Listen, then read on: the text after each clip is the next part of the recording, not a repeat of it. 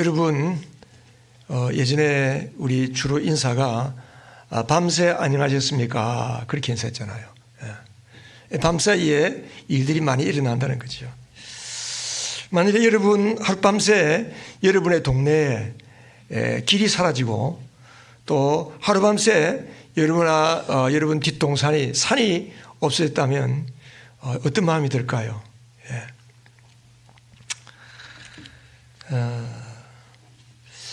때로는 깜짝 놀랄 일들도 생기고 때로는 황당한 일도 생겼는데 여러분 그때 어떤 마음이 듭니까? 저는 작년 연말에 한 해를 정리하면서 한 해 동안 나에게 하나님이 베푸신 가장 큰 은혜가 무엇일까 생각해 보니까 제가 지난 3월 말에 폐암 사기 진단받은 것이 하나님께 받은 가장 큰 선물이고 가장 큰 은혜였습니다.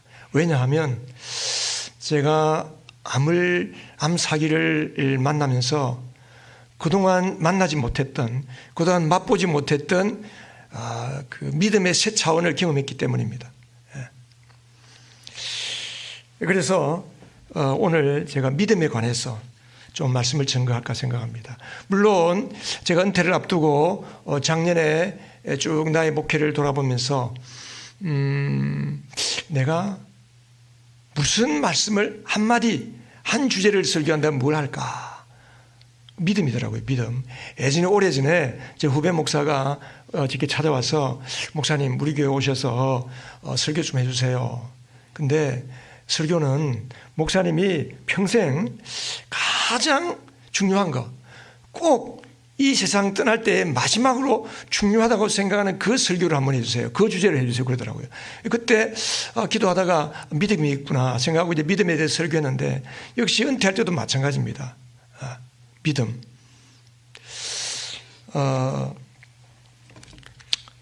자, 오늘 본문은 예수님께서 이제 예루살렘으로 예루살렘에 들어가서 일주일 동안 마지막 사역을 할 텐데 낮에는 예루살렘 성전에서 가르치고 저녁에는 베다니에 오셔서 주무시고 그러는데 이튿날 아침에 나가다가 그 무화과 나무가 뿌리째 말라버린 것을 베드로가 보았어요. 그러니까 그 전날 아침에 예수님이 예루살렘으로 들어가다가 그 무화과에서 뭔가 열매를 얻으시려고 갔는데 열매가 없자 예수님이 저주하셨잖아요.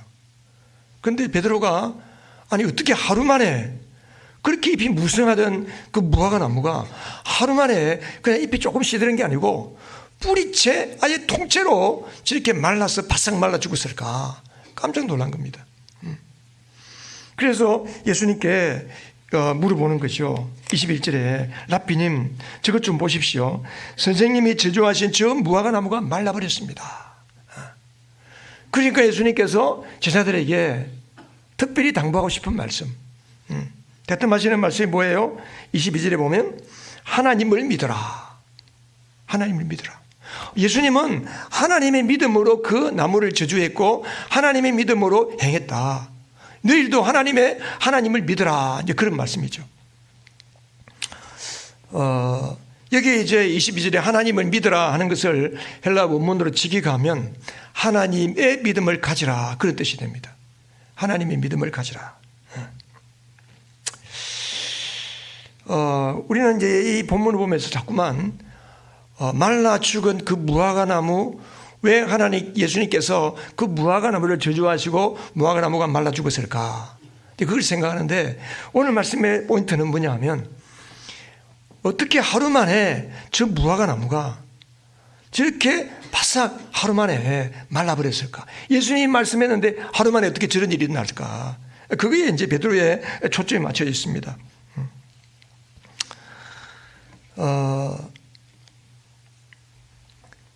우리가 하나님의 믿음을 가진다. 하나님의 믿음을 가진다.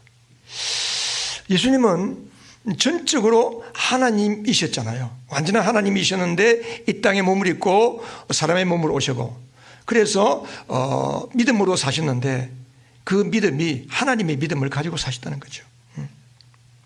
그래서 너희들도 나처럼 하나님의 믿음을 가지고 행하면 하나님의 믿음을 가지고 말하고 기도하고 행하면 똑같은 일이 일어난다. 이제 그런 뜻이잖아요.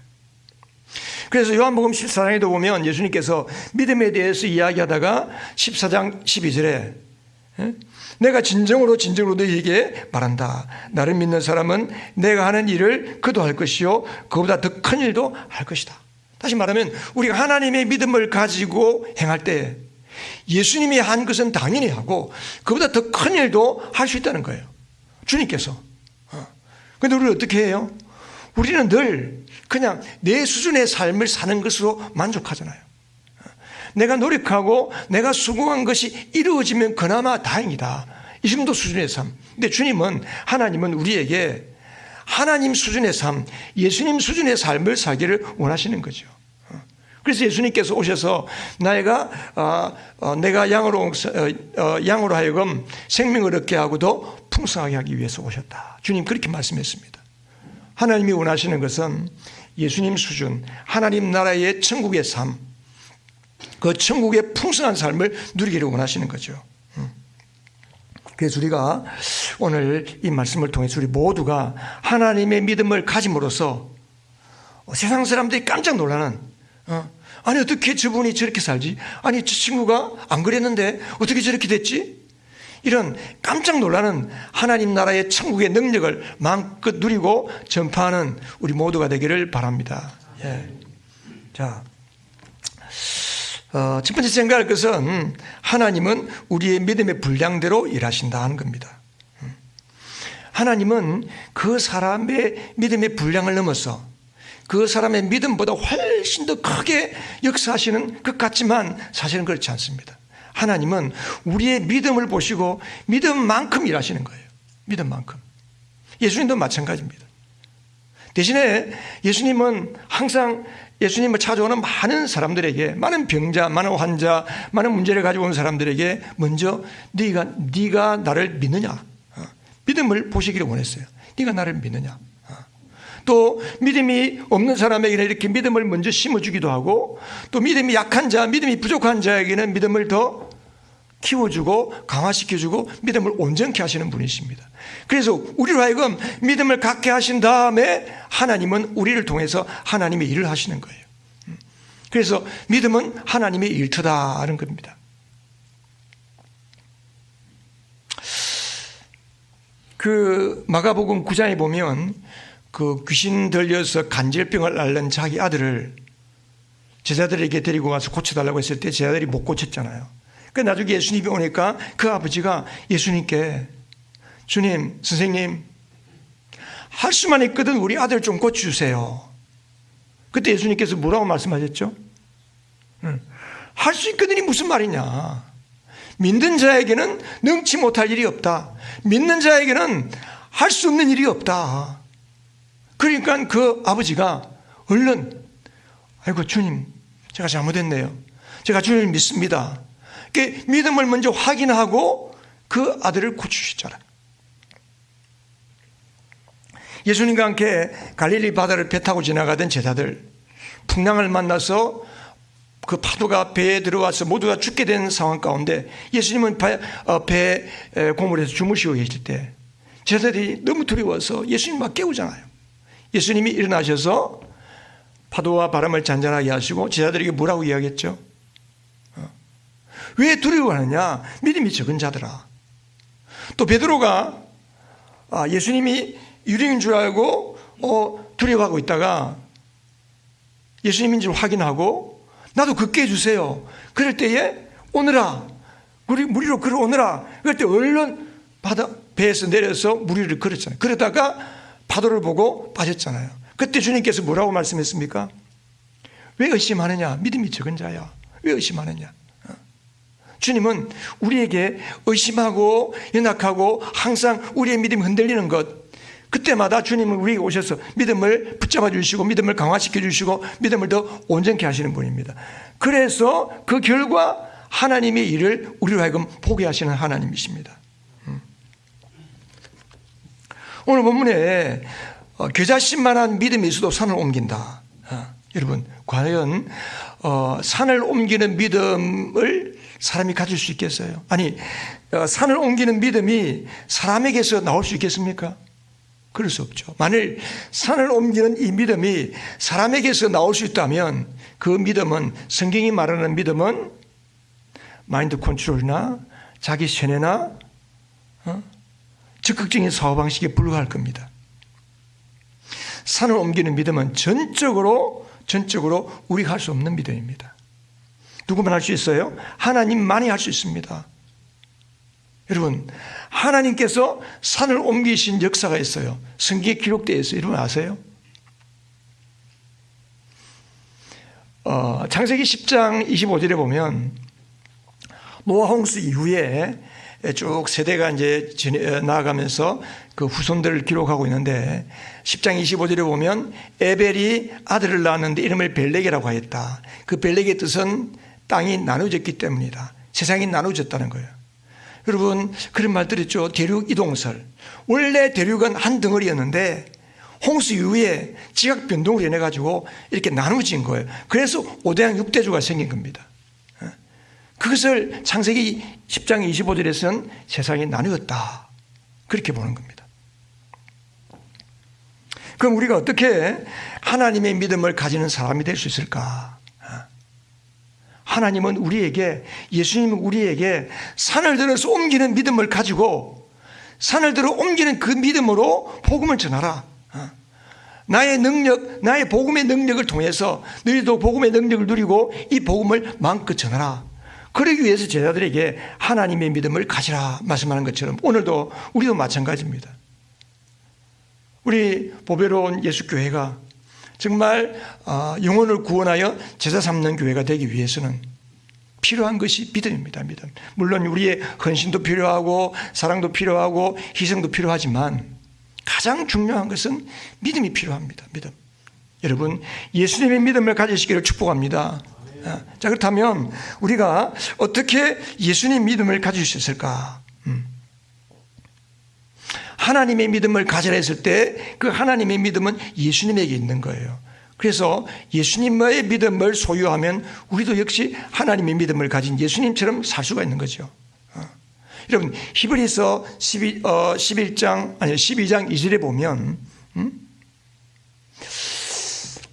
성 띄었죠. 거기 보면 같이 한번 읽어볼까요? 믿음의 창시자요 완성자이신 예수를 바라봅시다. 자, 여기까지만. 자, 이게 보면 예전 그 개역 개정 성경에는 믿음의 주요 또한 온전케 하시는 이인 예수를 바라보자 그렇게 되는데 여기서는 믿음의 창시자요 믿음의 완성자이신 예수 그렇게 표현했습니다.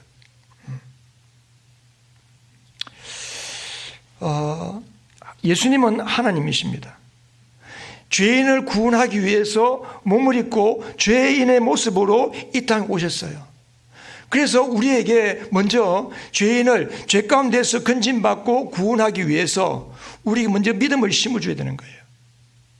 그 믿음의 시작, 믿음의 창시자, 여기에 믿음의 창시자라는 말은 헬라어로 그 아르케고스라는 말인데 이 말은 개척자라는 뜻이에요. 개척자. 그러니까 우리로 하여금 예수님의 믿음을 가지고 우리 안에서 믿음을 개척하시고 예수님의 믿음을 따라 살고 그 믿음으로 구원받고 그 구원받은 믿음으로 또 구원의 삶을 살면서 많은 영혼들을 전도하라고 믿음의 창시자로 오신 겁니다. 또한 믿음의 완성자로 오신 겁니다. 자, 우리가 예수님의 믿음을 가지기 위해서 한 세 가지를 생각할 수 있습니다. 첫 번째, 여러분 예수님을 영접하시기 바랍니다. 자, 한번 따라 하십시다. 예수님을 모셔드리면 된다. 한 번 더 예수님을 모셔드리면 된다. 예. 우리가 예수님의 믿음을 가지기 위해서 예수님을 모셔드리면 되는 거예요. 하나님의 믿음을 심어주시기 위해서 오신 예수님께서 우리가 의지적으로 결단하고 순종해서 내가 마음의 문을 열고 예수님을 내 마음에 모셔드릴 때에 그 믿음의 개척자이신 예수님께서 우리 안에 오셔서 예수의 영 성령이 우리 안에 오셔서 우리의 믿음의 씨앗을 심어주시고 믿음을 개척해 주시고 믿음을 갖게 만들어 주시는 거예요. 그래서 아마 여러분 많이 경험했을 거예요. 예수님 영접하기 전에는 성경을 읽어도 잘 모르고 뭔가 설교를 들어도 이해가 잘 안 되는데 예수 믿는 사람들이 하는 이야기가 잘 이해가 안 됐는데 예수님을 영접하고 나니까 조금 이해가 되네. 아, 이게 이래서 그렇구나. 성경 읽어도 이제 조금씩 보이기 시작하네. 그런 말을 하죠. 왜 그렇습니까? 믿음의 개척자이신 예수님께서 우리 안에 오셔서 믿음의 눈을 열어주시기 때문입니다. 혹시 이 가운데 아직도 예수님을 영접하지 못한 분들, 혹은 예수님을 영접할까 말까 망설이는 분들, 이번 언제 예수 영접 모임이 있던데 가급적이면 꼭 참석해서 여러분 의지적으로 마음의 문을 열고 예수님 나에게 오십시오. 나에게 들어와 주세요. 그리고 나에게 믿음을 주세요. 내 믿음의 눈을 열어서 하나님이 살아계심과 성경이 무슨 이야기를 하고 있는지, 또 어떻게 교회를 통해서 이 시대에 하나님이 일하시는지 좀 알게 해주세요. 그런 마음으로 예수님을 영접할 수 있기를 바랍니다. 예수님은 이 땅에 오셔서 우리에게 믿음을 개척해 줄 뿐이 아니라 그 믿음으로 우리의 삶을 완성시키시는 분이에요.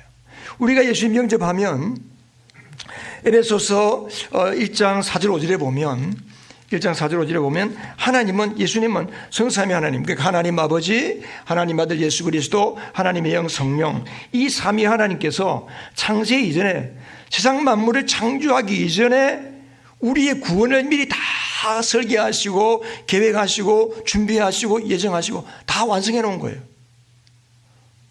왜? 믿는 자들로 하여금 그리스도 안에서 흠이 없고 거룩한 자로 살도록 하기 위해서.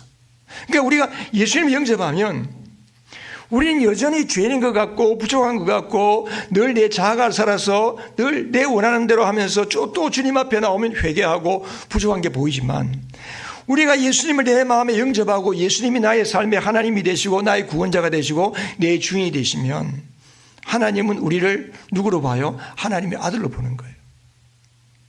우리가 예수님 영접, 여러분, 예수님의 보혈로 우리가 죄가 용서받았음을 믿습니까?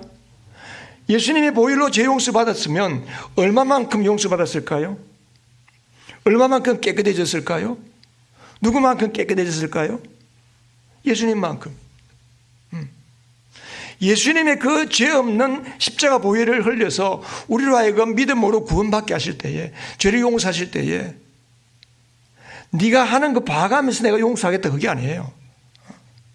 십자가 보혈을 믿는 순간 하나님은 우리의 모든 죄를 깨끗하게 씻어주시고 예수님만큼 흠이 없고 거룩한 자로 우리를 보아주시기 시작했다는 겁니다.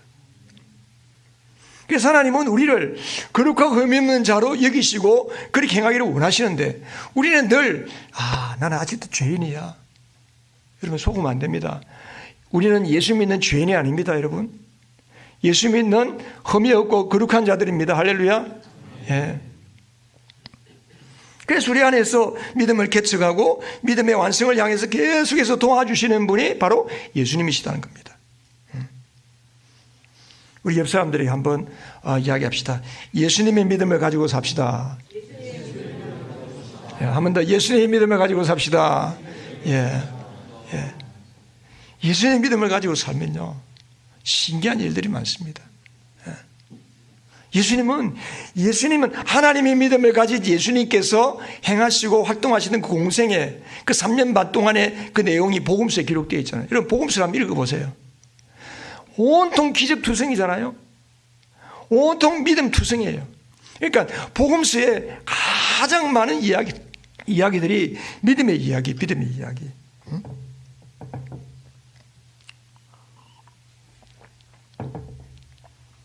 그러니까 예수님은 우리 안에서 내가 네 속에 있다, 내가 네 속에 들어갔으니까, 내 안에 계시니까 네 안에 있는 나를 좀 살아내다오. 그러면서 우리에게 계속해서 도와주시고 믿음의 완성을 향해 나가게 하시는 거예요. 그러니까 우리가 교회 다니는 거, 예수를 믿고 예수님을 닮아가는 거, 나의 인격이, 나의 성품이, 나의 언어가, 나의 사역이, 나의 삶이 예수님을 닮아가는 거. 그래서 한마디로 줄이면 뭐예요? 예수님의 믿음을 가지고 사는 거예요. 여러분 속에 예수님이 계신 것을 믿고 예수님의 믿음으로 말하고 예수님의 믿음으로 사역하고 예수님의 믿음으로 섬기고 예수님의 믿음으로 예배할 수 있기를 바랍니다. 두 번째는 성령을 따라 살면 됩니다. 예. 우리 옆 사람들에게 한번 권면합시다. 성령을 따라 삽시다. 성령을 따라 삽시다. 예. 여러분, 성령을 따라 살자는 것은 어려운 게 아니에요. 아주 쉽게 이야기하면 말씀과 기도로 살면 돼요. 말씀과 기도. 여러분, 기도는 내가 소원하는 것을 자꾸 하나님께 요청하는 게 기도가 아닙니다. 기도는 아버지의 마음을 알고 아버지의 마음에 따라서 행할 수 있도록 하나님께 은혜를 구하는 거예요. 하나님의 뜻을 듣는 거예요.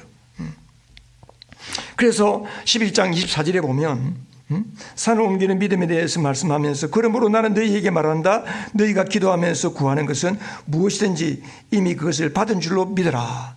그리하면 너희에게 그대로 이루어질 것이다. 예. 여러분, 산을 옮기는 믿음 어떻게 나타날까요? 그것도 기도로 나타날 수 있다는 거예요. 성령 안에서 기도할 때에 우리의 소원하는 바가 산을 옮기는 것이라면 그 산을 누가 옮겨주시겠다는 거예요? 그대로 기도하면서 구하는 것은 무엇이든지 이미 그것을 받은 줄 믿으라. 그리하면 너희의 그대로 이루어질 것이다. 누가 이루어주시는 거예요? 우리 하나님께서 이루어주시는 거예요. 나의 믿음의 기도를 들으신 그 주님께서 이루어주시는 거예요. 그러니까 우리가 성령으로 예수님의 믿음을 행할 수 있고 성령으로 예수님의 믿음을 따라 살아라. 그런 뜻이에요. 기도하라는, 여기 기도하라는 것은. 그러니까 우리가 내 안에 오신 성령님, 여러분, 성령님은 내 안에 오셔서 하시는 일이 뭐예요? 요한복음에 보면 요한복음 14, 15, 16장 이 석장에서 예수님께서 돌아가시기 전 바로 몇 시간 전에 제자들에게 특별히 설교하신 내용인데 그중에 아주 많은 부분을 성령에 대해서 할애했습니다. 성령은 어떤 분이냐? 성령은 진리의 영이시다. 깨닫게 하신다. 알게 하신다. 내가 너희에게 한 모든 것을 생각나게 하시리라 그랬어요. 그러니까 성령님이 우리 안에 오셔서 예수님을 영접하면 하나님의 영, 예수님의 영, 성령님이 내 안에 오시는데 그 성령님께서 내 안에서 믿음으로 살려고 하는 우리에게, 예수님의 믿음을 따라 살려고 하는 우리에게 어떻게 살아야 할지, 이것을 어떻게 분간해야 될지 자꾸 생각나게 하시는 분 누구예요? 성령님. 성령님께서 생각나게 하시고 알게 하시고 깨닫게 하시는 거예요. 그러니까 우리가 성경을 부지런히 읽어야 돼요. 상공부 부지런히 참석하시기 바랍니다. 목장에서 은혜 나눔을 여러분 구체적으로 하시기 바랍니다. 특별히 지난주에 들었던 말씀, 지난주에 예배 때 하나님이 나에게 이 말씀을 주셨다. 지난 주일날 말씀에서 하나님은 이 마음을 주셨다. 내가 이 마음을 가지고 살려고 했는데 이런 은혜가 있었다. 혹은 내가 또 이번 한 주간 동안 내 욕심 따라 살다가 그 말씀 따라 살지 못했다. 근데 깨달아졌다. 내가 많이 깨달았다. 여러분, 목장에서 풍성하게 나누시기 바랍니다. 나눌 때에 성령께서 깨닫게 하시는, 그 목장의 나눔을 통해서도 하나님은, 성령님은 또 깨닫게 하시는 거예요. 예수님 믿음이 어떤지, 나도 저렇게 살아야 되겠구나. 그래서 예수님은 우리를 깨닫게 하시고 살게 하시고 예수의 믿음대로 살게 하시고 예수님을 살아내게 만들어 주시고 또 우리의 믿음이 시들해지고 믿음이 쓰러진 자는 살려주시는 거예요. 성령님은 살리는 영입니다. 할렐루야. 에스겔서 37장에 보면 하나님께서 에스겔에게 대언하라고 그러죠.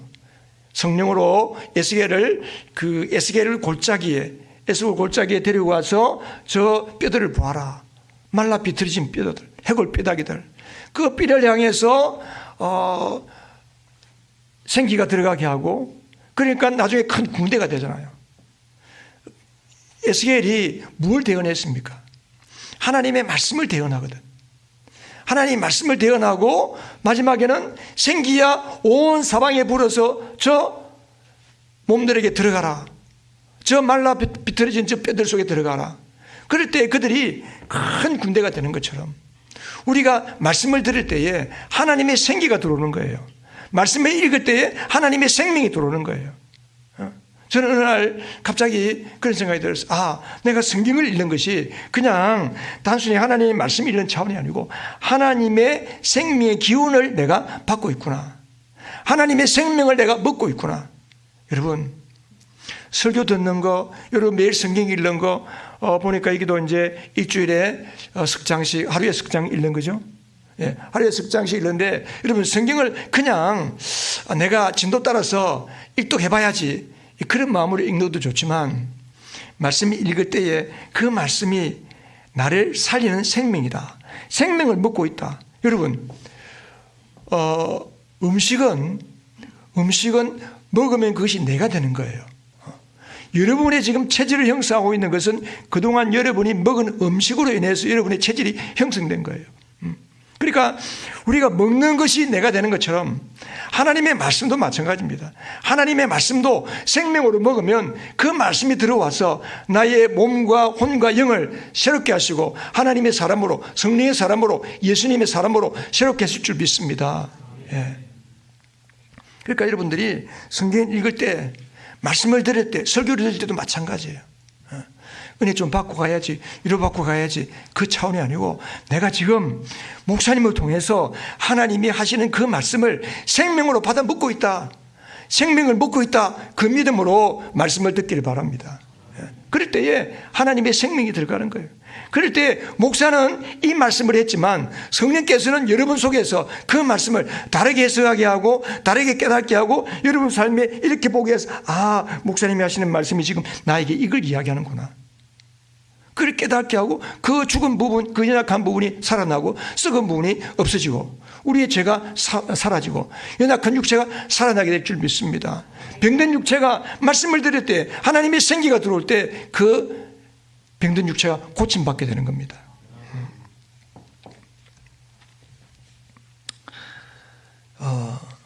세 번째는 내가 죽은 십자가 안에서 행한다. 한번 옆 사람들에게 한번 이야기하십시오. 내가 죽은 십자가 안에서 삽시다. 여러분, 자, 내가 죽은 십자가가 뭘까? 내가 죽은 십자가. 예수님은 요한복음 5장 19절, 8장 28절, 요한복음 12장, 요한복음 14장 10절 여러 군데에서 예수님이 한결같이 하신 말씀이 뭐냐면, 나는 자의로 말하지 않는다. 내 스스로 자의로 말하지 않고 아버지께서 하신 말씀을 그대로 듣고 말한다. 아버지께서 행하시는 것을 보고, 먼저 아버지가 어떻게 행하시는지를 보고 그것을 따라갈 뿐이다. 항상 주님이 그랬어요. 그러니까 예수님께서 예를 들어 죽은 나사로를 살릴 때도 그냥 가서 살리신 게 아니에요. 하나님께서 어떻게 하시는지를 미리 보는 거예요. 그래서 예수님은 늘 가장 최우선 순위가 뭐냐 하면 하나님께 기도하는 거예요. 하나님과 교제하는 거예요. 그래서 아버지가 일러주는 말씀, 아버지가 하기를 원하시는 그것을 주님은 그대로 따라할 뿐이다. 이것을 바울은 갈라디아 2장 20절에서 뭐라고 이야기했습니까? 갈라디아 2장 20절에 보면 뭐라 했어요?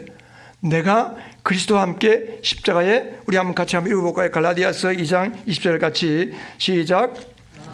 함께 십자가에 못 박혔습니다. 이제 살고 있는 것은 내가 아닙니다. 그리스도께서 내 안에 살고 계십니다. 내가 지금 육신 안에서 살고 있는 삶은 나를 사랑하셔서 나를 위하여 자기 몸을 내어주신 하나님의 아들을 믿는 믿음 안에서 살아가는 것입니다. 예. 자, 이게 예수님을 영접한 사람은 예수님이 나의 주인이시잖아요. 예수님이 우리 가운데 주인으로 오신 이유가 뭐냐면 우리를 다스리고 통치하고 군림하기 위해서 오신 것이 아니고 예수님이 나를 살아주시기 위해서, 나의 삶을 예수님이 살아주시기 위해서 나의 주인이 되어 오신 거예요. 그러니까 우리가 나의 삶을 예수님이 살아내 주시기 위해서는 우리가 할 게 딱 한 가지가 있습니다. 예수님이 내 삶을 살아주시도록 나는 기회를 드리는 거예요. 기회를 드리는 거예요. 그게 뭐냐? 내가 죽은 십자가를 믿을 때 그렇게 할 수 있어요. 우리는 단지 예수님의 십자가를 생각할 때, 아, 예수님이 나를 위해 죽으셨구나, 예수님이 죽은 십자가만을 생각하는데, 이제는 우리는 뭘 생각해야 되느냐? 예수님이 죽은 십자가를 넘어서 내가 죽은 십자가를 붙들고 살아야 할 줄 믿습니다. 그래야 내가 죽는 거예요. 여러분, 예수님이 내 안에 오셔서 나를 살지 못하는 이유가 뭔지 아세요? 딱 한 가지예요. 내가 기회를 안 드리는 거예요. 주님이 원하시는 게 뭔지 알았는데 또 내 욕심이 앞서는 거예요. 내 자아가 앞서는 거예요. 아까 우리 목사님 나오셔서 기도할 때 내 자아가 살아서 뭐 이렇게 말씀하시는데 마찬가지예요. 여러분, 생명상 공부할 때에 뭐를 죄라고 그랬죠? 죄? 내가 주인. 내가 주인이 죄잖아요. 영어의 신이라는 말도 가운데 뭐가 있어요? I가 있어. I. 내가 가운데 내가 항상 내 중심이에요. 그러니까 우리가 나쁜 짓 하고 하나님 말씀대로 안 살고 이게 죄가 아니고 내가 주인 되어서 내 고집대로 내 생각대로 내 경험대로 사는 것이 이게 하나님 보실 때 죄라는 거예요. 그런데 내가 이제 죽었다. 내 고집, 내 생각, 내 편견, 내 가치관 내가 죽었습니다. 주님 어떻게 할까요? 주님께서 행하여 주시옵소서. 그렇게 할 때에 주님께서 우리에게 생각도 주시고 어떻게 행할 방향도 주시고 분별력도 주시고 그래서 주님이 나를 살아갈 수 있도록 우리를 도와주시는 거예요. 여러분, 내가 죽은 십자가를 의지하고 내가 죽은 십자가로 삶으로써 주님께서 나를 마음껏 사용하시도록 주님께서 나를 살아주시도록 그 기회를 드릴 수 있는 여러분 되기를 바랍니다. 믿음은 하늘과 나를 연결하는 끈입니다. 여러분, 하늘의 세계와 땅의 세계, 하나님과 나를 연결하는 게 뭐가 있겠어요? 딱 한 가지예요. 믿음이에요. 믿음. 믿음만으로 하나님이 나에게 오시고 믿음만으로 내가 하나님을 만날 수 있고 하나님을 들을 수 있고 하나님을 경험할 수가 있어요. 믿음. 너무 중요한 거예요. 믿음이. 우리가 예수님의 믿음을 소유한 만큼 하나님은 우리 안에서 일하시는 것을 여러분이 경험할 수 있을 것입니다. 여러분, 보배로운 예수교회 성도 여러분, 우리 형제자매 여러분 모두가 우리가 예수님의 믿음을 소유하여서 산을 옮기는 천국의 풍성한 삶을 누릴 수 있기를 주님의 이름으로 축복합니다.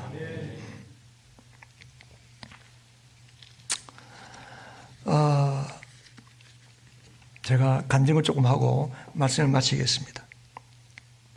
제가 작년 3월 말에 암 진단을 받고 그때 붙잡은 말씀이 말라기서 4장 2절, 이사야서 53장 5절입니다. 말라기서 4장 2절의 말씀, 내 이름을 경외하는 너희에게, 저는 너희에다가 내 이름을 넣었어요. 내 이름을 경외하는 김홍일에게는 의로운 해가 떠올라서 치료하는 광선을 발할 것이니 김홍일은 외양간에서 풀려나온 송아지같이 뛰어다닐 것이다. 저는 그 말씀을 늘 순간순간 생각하면서 그 말씀을 늘 붙잡고 삽니다. 또 이사야서 53장 5절에 보면 우리가 잘 많이 들은 이야기잖아요. 그가 찔림은 우리의 허물 때문이요 그가 상함은 우리의 죄악 때문이라. 그가 징계를 받음으로 우리가 평화를 누리고 그가 채찍에 맞음으로 우리가 나음을 입었도다. 아멘.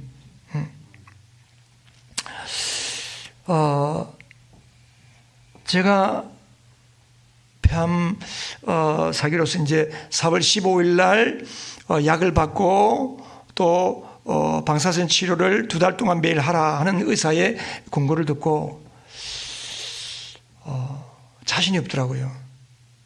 뭐 지금도 체중이 많이 빠졌지만 그때도 마찬가지인데 몸이 약해 있는 상태에서 매일 2달 동안을 어떻게 방사선 치료를 할까 걱정이 됐어요.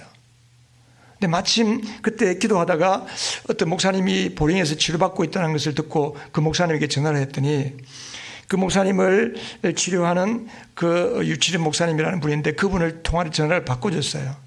그분하고 한 1, 2분 통화를 하는데 그 목사님이 저를 머리끝에서 발끝까지 싹 스캔을 하더라고요. 목사님은 지금 배만 안 좋은 게 아니고 여기도 안 좋고 저기도 안 좋고 그래서 이렇습니다. 목사님의 성격은 그래서 이렇습니다. 뭐 쫙 다 이야기를 다 하는 거예요. 제가 깜짝 놀랐어요. 그래서 제가 4월 15일 날 약봉투를 받고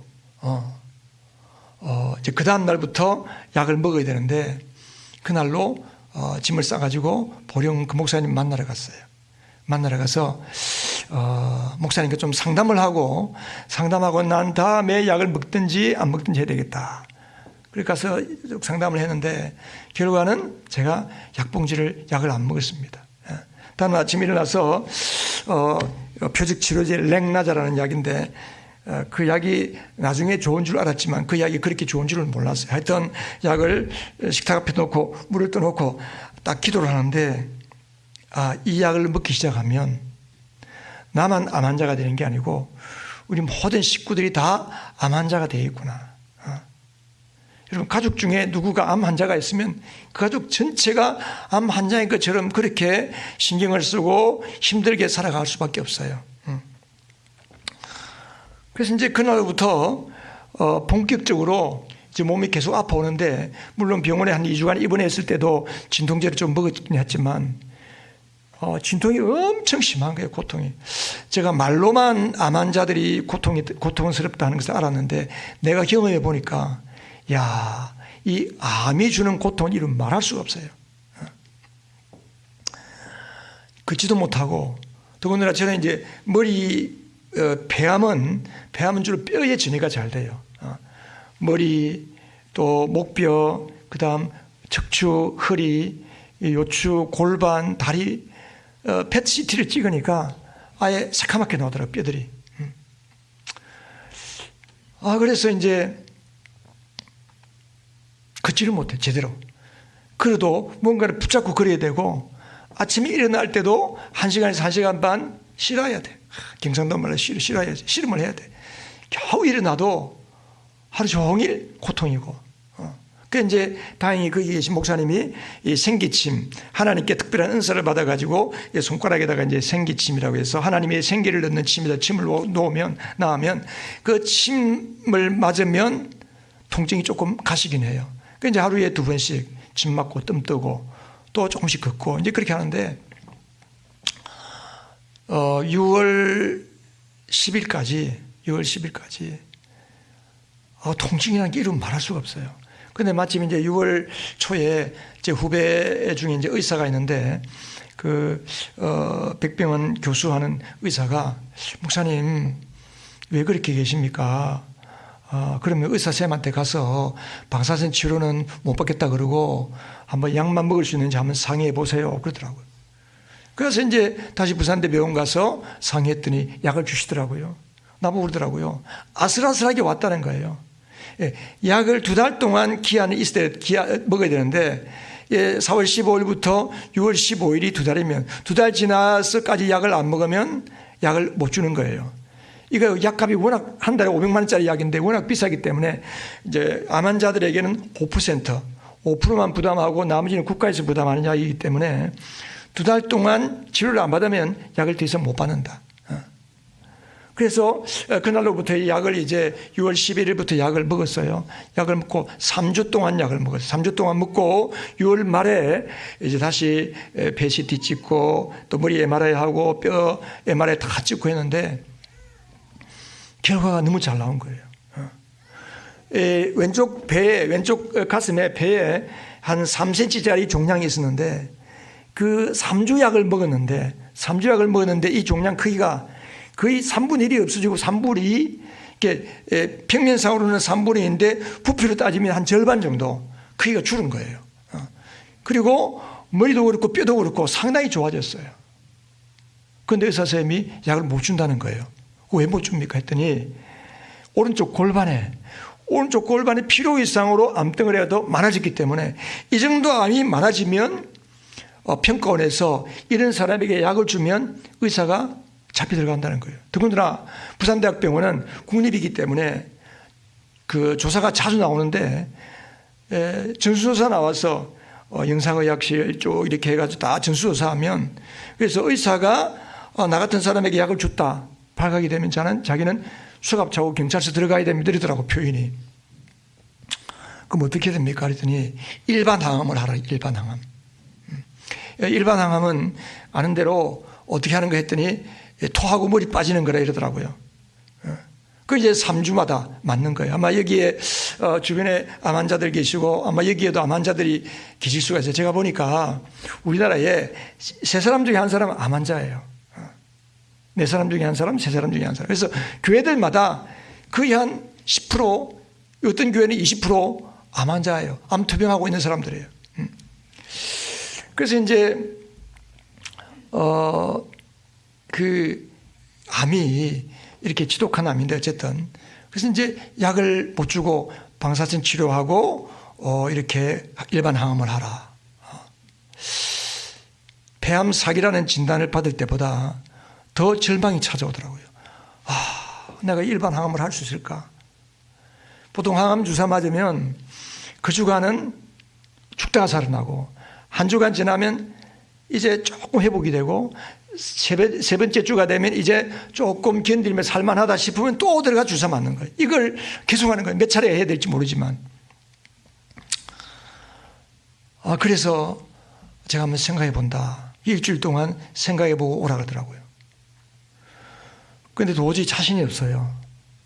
그래서 거의 한 25일, 한 달 정도를 약을 안 먹고 기도했어요. 하나님 기도하는데 이사야서 53장 5절의 말씀이 생각이 나는 거예요. 이미 그가 채찍에 맞음으로 네가 나음을 받았다고 했지 않냐. 이 말씀은 그냥 내가 소원해서 이 땅에서 하나님께서 나를 고치기를 원하시는 그가 채찍에 맞음으로 내가 나음을 입기를 원합니다가 아니고 이미 하늘에서는 이미 다 완성해 놓은 이야기지 않냐. 그렇다면 나의 암은 예수님이 채찍 맞음으로 난 고침 받은 거네. 아멘 하고 믿으시더라고요. 주님 나는 나았습니다. 고침 받았습니다. 근데 현실은 어때요? 현실은 여전히 아프고 걱정이 되고 절망했잖아요. 그런데 참 하나님의 은혜가 신기합니다. 알지 못한 사람 연결해가지고 저를 천안 순천향병원에 연결시켜줬어요. 저같이 이렇게 암말기 환자는 또는 암 환자는 다른 병원에서 치료받다가 다른 병원에서 받아주질 않아요. 뭐 세브란스 또 아산병원, 삼성의료원 다 연결했는데 암 환자를 딴 데서 치료하던 사람은 안 받아주는 거예요. 얼마나 절망스러운지 모릅니다. 막 그때만큼 제 인생에 가장 절박했던 적은 어떤 것 같아요. 다 기도하고 하나님께 구했는데 하나님은 놀랍게 저를 다행히 천안 순천향병원에 연결해주고 그때부터 이제 8월 달부터 이때까지 한 5개월 이상 약을 꾸준히 먹고 있습니다.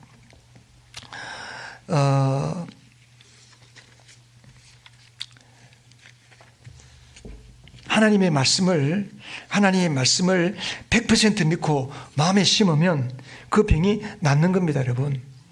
여러분, 믿음은 농사 짓는 거예요. 뭐라고요? 믿음은 뭐 하는 거라고요? 농사 짓는 거예요. 농사는 어떻게 씨를 뿌리고 가꾸고 잘 인내하고 가꾸어야 돼요. 그죠? 성경에도 씨 뿌리는 비유 나오잖아요. 말씀을 믿는다고 어느 날 그 순간 확 믿어지는 게 아니거든요. 자꾸만 의심도 들어오고 걱정도 생기지만 자꾸 그 말씀을 붙들어야 돼요. 어쨌든 제가 그렇게 해서 이제 치료를 받고 있는데 조금씩 계속해서 이제 좋아지고 암 수치도 그렇고 피검사 수치가 점점 기울기가 줄어드는 수치가 나오고 CT를 찍어도 점점 좋아지더라고요. 근데 이제 지난 12월 초에 병원에 진료를 갔더니 의사 선생님이 다음 주간에 12월 16, 17일 날 와서 폐 CT 찍고 머리 MRI 찍어보자. 이번 검사는 6개월 만에 하기 때문에 굉장히 중요하다. 여기에서 결과가 잘 나와야 약을 계속 먹을 수 있다. 그렇지 못하면 약을 바꿔야 됩니다. 그러더라고요. 근데 사실은 그 전부터 11월 달부터 오른쪽까지 가슴이 뜨끔거리는 거예요. 가슴이 따끔따끔하고 또 머리도 좀 아프고 또 평상시에는 별로 못 느끼던 통증도 오른쪽 골반 통증도 느껴지고 몸이 이상하더라고요. 걱정이 되는 거예요. 야 이러다가 또 약 못 먹는 거 아니야? 이러다가 일반 항암하라 하면 어떡하지? 그냥 은근히 불안이 찾아오고 걱정이 오는 거예요. 그때마다 기도하는 겁니다. 그때마다 어떻게 하냐? 걱정을 붙잡는 게 아니고 염려를 붙잡는 게 아니고 하나님의 말씀을 붙잡았습니다. 하나님은 나를 고치셨다. 주님이 나를 치료하신다. 그래서 하나님이 나를 고치실 거야. 그래도 걱정이 생기는 거예요. 그게 사람이거든요. 아무리 하나님의 말씀이 그래도 내 마음속에는 걱정이 생기는 거예요. 그래서 이제 16일이 병원 가서 PCT 찍는 날인데 12월 14일 주일 예배를 참석했습니다. 보령에 있는 다니는 교회라고, 그게도 가정교회 하는 교회인데 그 예배를 드리는데 목사님의 설교 중에 요한복음 16장 14절인가 그거 보면 오직 성령님은 하나님의 영광을 드러내신다, 그런 말씀이 있어요. 목사님이 그 설교를 하는데 그건 제게 어떻게 들리냐 하면, 김홍이라, 김목사야, 너의 결과에 관계없이 네 안에 계신 성령님은 나의 영광을 드러낼 거야, 그런 말씀으로 들어오더라고요. 그래서 내가 아멘 하고 붙잡았어요. 그때부터는 걱정하지 않았어요. 결과에 관계없이 좋게 나왔든 안 좋게 나오든 약을 먹을 수 있든 약을 못 먹든 주님은 나를 통해서 영광 받으신다. 하나님은 나를 통해 영광 받으신다. 이걸 믿고 이제 검사를 했어요. 검사를 하고 12월 23일 진료를 보러 갔습니다. 진료를 보러 갔더니 의사가 선생님이 하는 말이 머리는 상당히 이제 안정적이 되었습니다. 그리고 PCT도 한 절반 정도 줄은 게 10월 달에 PCT 찍을 때는 아주 미세하게 줄었는지 안 줄었는지 몰랐는데 12월 달에 찍을 때는 눈에 띌 만큼 크게 줄었더라고요. 그래서 너무 감사하구나. 하나님의 말씀은 정확하구나. 하나님은 우리가 믿을 만한 하나님이고 믿을 수 있는 하나님이시구나. 결과에 관계없이 영광을 드러내시겠다 했는데 하나님은 그렇게 하셨구나. 여러분, 믿음은 농사 짓는 겁니다. 농사. 씨 뿌리는 비유에 보면 4가지 밭이 나오잖아요. 돌짝밭, 또 길가와 같은 밭, 돌짝밭, 가시덤불밭, 좋은 밭. 어떤 밭에서 30배, 60배, 100배 결실을 얻습니까? 좋은 밭이죠. 좋은 밭의 특징이 뭡니까?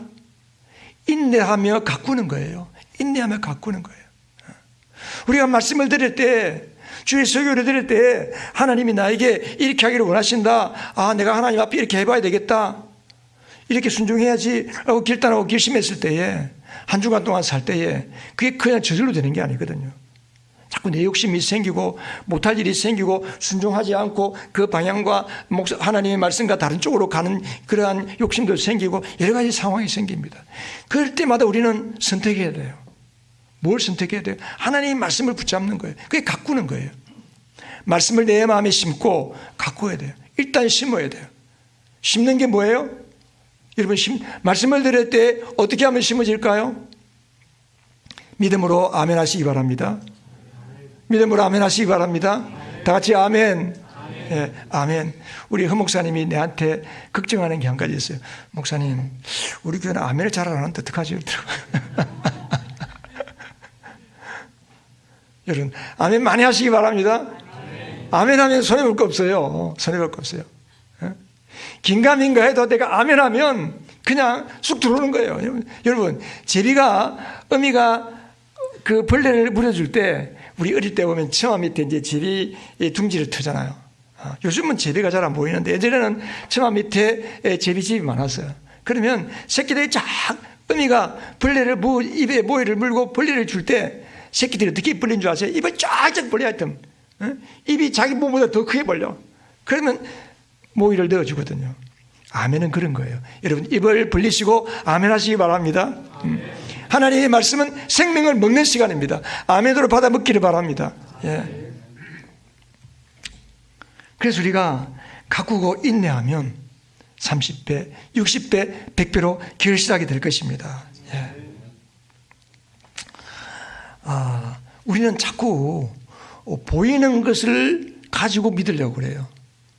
사람은 더군다나 요즘 과학이 이 판을 치고 있잖아요. 과학 문명 가운데 살고 있잖아요. 과학이라는 게 뭐예요? 눈으로 보이고 입증이 돼야 믿는 거잖아요. 그러니까 우리가 성경을 믿어도 하나님의 말씀 믿을 때도 마찬가지예요.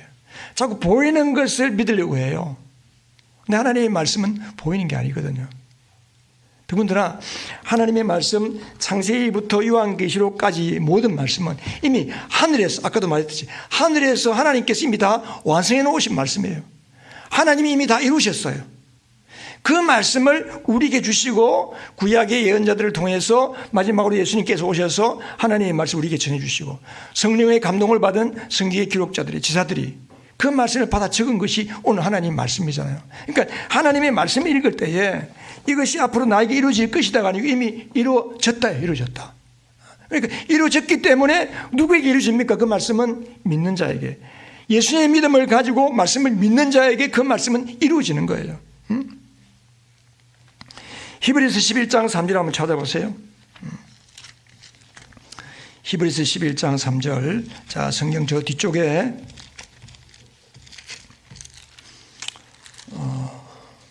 본문을 자 띄울 수 있는 분 띄워주시고, 자, 뭐 띄웠으면 자 같이 한번 읽어보겠습니다. 11장 3절, 히브리서 11장 3절. 자, 찾으신 분만 같이 한번 읽어보겠습니다. 시작. 믿음으로 우리는 세상이 하나님의 말씀으로 지어졌다는 것을 깨닫습니다. 보이는 것은 나타나 있는 것에서 된 것이 아닙니다. 아멘. 여기 보면 보이는 것은 무에서 된 것이 아니다, 나타나 있는 것에서 된 것이 아니라는 거예요. 여러분, 세상이 하나님이 말씀으로 창조하셨을 때 어디에서부터 무에서 만들어졌어요? 무에서 유를 만들었잖아요. 그러니까 지금 나타나 있는 것은, 지금 우리가 눈으로 보는 것은 나타나 있는 것에서 된 것이 아니고 없는 것에서 된 거란 말이에요. 요즘 양자역학, 양자물리학에서 이 말씀을 입증했어요. 뭐 좀 어려우니까 뭐 여러분들이 다 저보다 더 잘 아실 거니까. 그러니까 놀라운 거예요. 여러분, 믿음의 세계는 하나님이 지금 저 눈에 안 보이는 멀리 계신 그 하나님인 것 같은데, 그 하나님이 성경 말씀을 통해서 지금 말씀하시면 그것이 지금 나에게 이루어지는 거예요. 여러분, 시간의 헬리콥터를 타고 공중으로 올라갔다고 생각해 보세요. 하나님은 영원전이나 과거나 현재나 미래, 하나님께는 언제 항상 현재예요. 하나님은 다 보고 계신 거예요.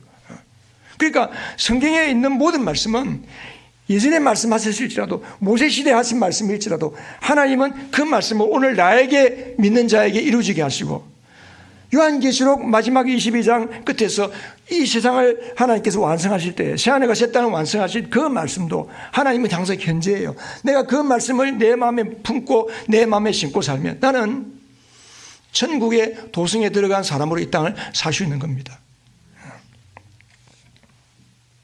여러분, 우리는 자꾸만 눈에 보이는 것을 보고 믿으려고 하는데, 믿을 때에 나타나 보이는 것을 믿는 것이 아닙니다. 믿음은 나타나 있지 보이지 않는 것을 믿을 때에 비로소 나의 삶에 눈으로 보고 손으로 만지고 경험할 수 있는 것을 여러분 기억하시기 바랍니다. 지난 12월 31일 연말에 이제 제가 서울 갈 일이 있어서 그날 새벽 4시에 눈이 떠져지고 잠이 안 와서 제가 새벽 기도를 하러 갔어요. 제가 청년 때 신앙생활 하던 신길교회로 가서 새벽 기도를 하는데,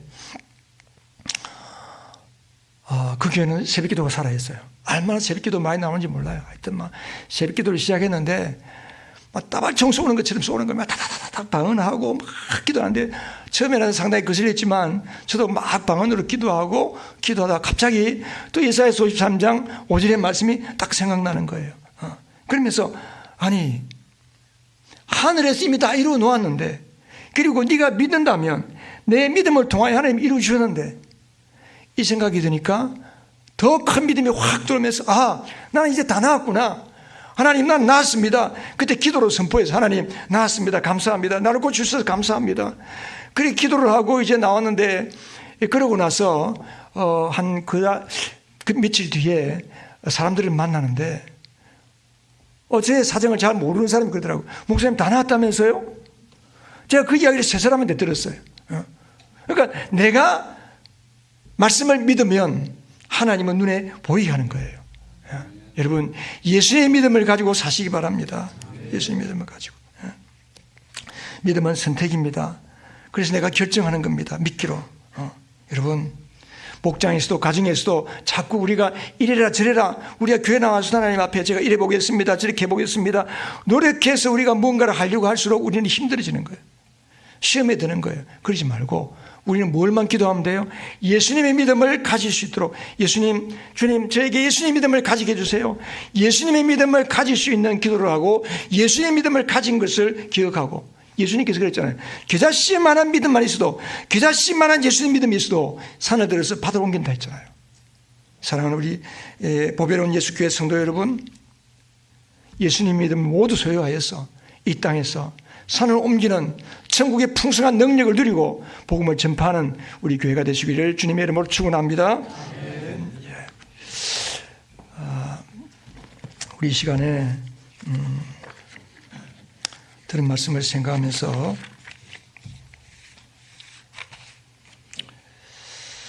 한 1분 정도 묵상으로 한번 기도하십시다. 하나님.